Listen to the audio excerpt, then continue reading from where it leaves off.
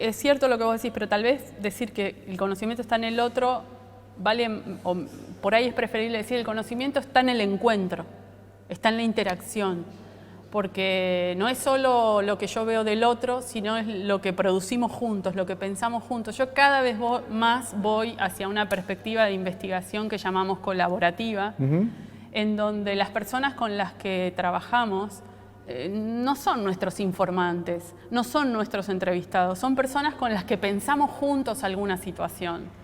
Y nosotras como investigadoras, nos involucramos en ese proceso de pensamiento también con lo que pensamos, con lo que sentimos, con lo que nuestra propia perspectiva. Entonces es en el encuentro, en ese diálogo, donde podemos comprendernos mejor, ¿no? En el intercambio.